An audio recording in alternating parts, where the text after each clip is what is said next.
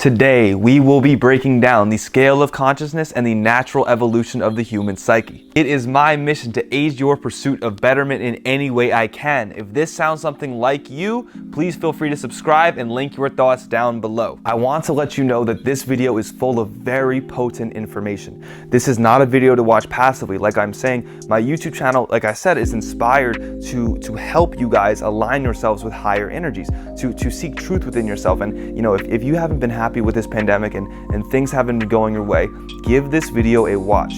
I encourage you guys to either watch it at normal speed, or if you really want to extract the information, please watch at 1.5 or whatever speed that the video is fluid for you. I hope you guys enjoyed this video. I put a lot of work into this. I'm out, bro.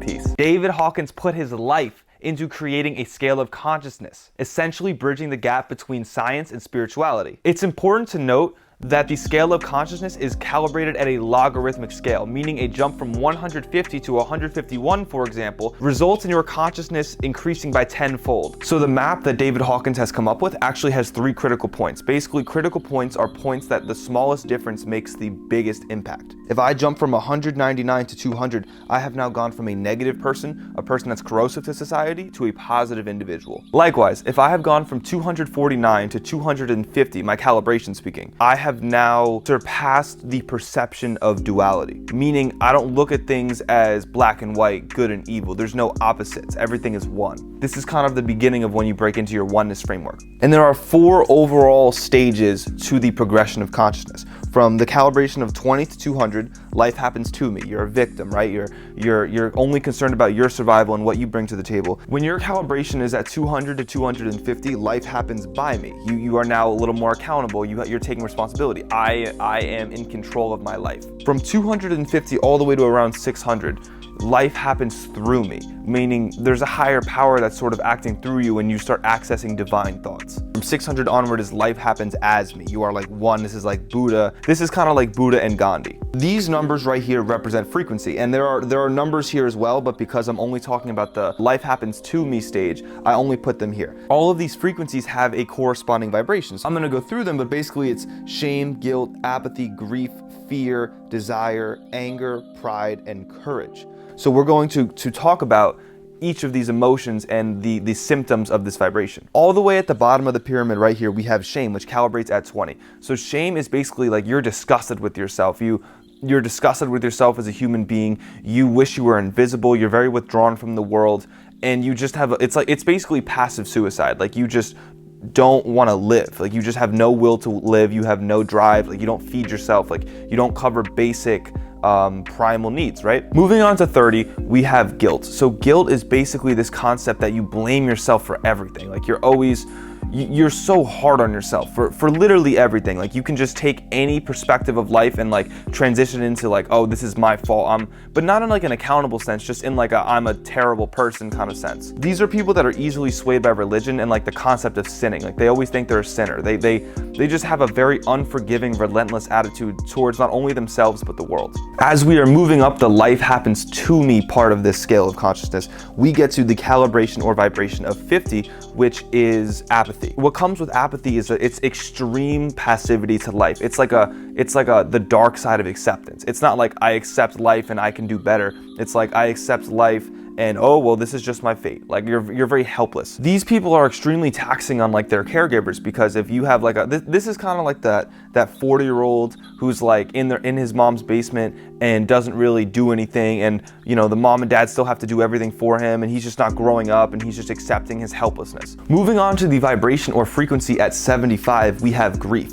So you know how if someone dies that's very close to you, you feel grief, you feel sadness, you feel regret, depression, etc. It's as if they lost someone they loved, but they can get no closure from it. They look at life through the extreme lens of sadness. Everything just saddens them. Like they look at life's tragedies. They only see one side of the coin. They only look at life as sadness, and this just totally drives their perception. And obviously they're depressed and they're anxious. Any shift is a 10 to the first power. So from 50 to 51, for example, you are now 10 times more conscious. So these are all quantum leaps of your perception. So if we think about 50 and 75, if we're comparing apathy and grief, if someone dies and you are at the level of apathy, you won't cry. But if someone dies and you're at the level of grief, you're going to cry and feel sad. So at least you're expressing some sort of emotion. All right, guys, moving on to the vibration and frequency of 100, which is calibrated at fear. The calibration of 100, these people look at life as extremely hazardous and cautious. It's like everything's a trap. It's like they're stepping and like avoiding landmines, so to speak. These are people who see through the lens of fear. However,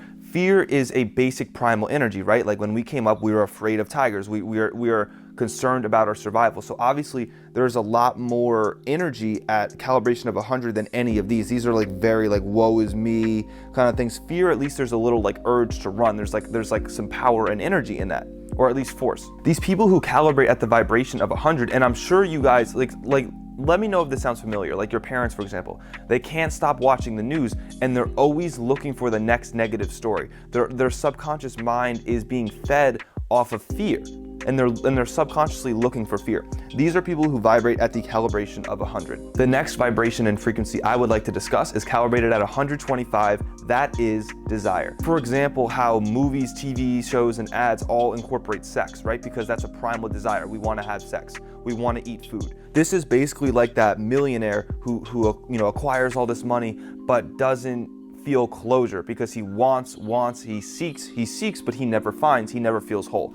So this is characterized by people who don't really feel complete and are driven by their sort of primal urges, like I said, sex, food, sleep, etc. This is the first time on the scale of consciousness where someone actually wants something, right? In order to get something, you have to want it first. So this is actually a pretty healthy step in comparison to these other steps, and can actually be a building block towards, a leap onto the positive side. Like I said, all of these people below 200 are concerned for their survival and their survival only. They're corrosive to society and they're corrosive to their own individual self. For example, the person of apathy is very taxing on his caregivers. And for the person of guilt, is just bringing negative energy and sadness, and the person of fear is spreading fear and paranoia. Desire can be good if it's used as a stepping stone, but desire alone is an unhealthy, corrosive, and dangerous emotion to carry. Moving on to the calibration and vibration of 150, which embodies anger. So if we're gonna look at like the civil rights movement and the Black Lives Matter movement, for example, these are movements that use anger to an extent, right? There's protests and people are angry and there's violence, etc.,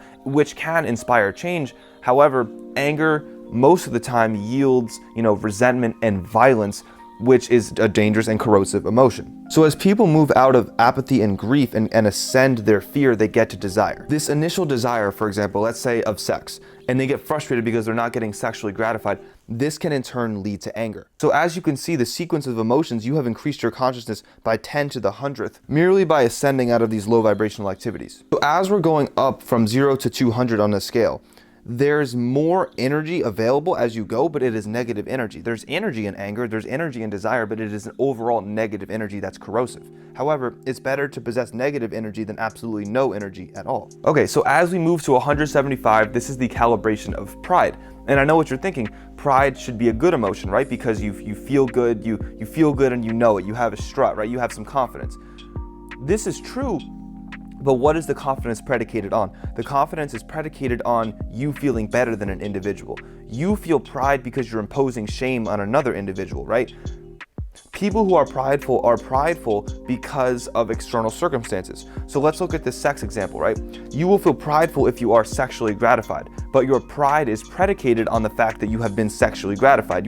It is predicated on an external stimulus. And if you are deprived of that external stimulus, i.e. sex, it is quite possible that you will vibrate lower at desire, and you might even go back to shame. With pride, there is a duality at play. It is a good and evil. There is a good and bad, an opposite, so to speak. So pride is also an embodiment of arrogance and denial. I don't know if you guys have in your family like an alcoholic, but or someone who's dealt with any sort of addiction. This is the type of individual who neglects getting help because they think that they're not addicted, or they're denying it and they're arrogant. Obviously, denial and arrogance are the two primary blockers of growth, which if someone stays in their pride, there's no way they're ever going to ascend to being a positive member of society. Okay, so let's review from 0 to 200, because 200 is the critical point. Like I said, people from 0 or 20 to 200 embody life happens to me. They are concerned with their survival, they're victims, they're helpless, they're hopeless. They look at life as frustrating, desolate, sad, and just meaningless, right? When you get to 200, that perception all changes. Your negative outlook now flips to a positive outlook. You now look at life as challenging. You are are saying life happens by me. I have control, I have accountability, I can control these stimuluses in my life, and I can make choices to better my life and higher my vibration.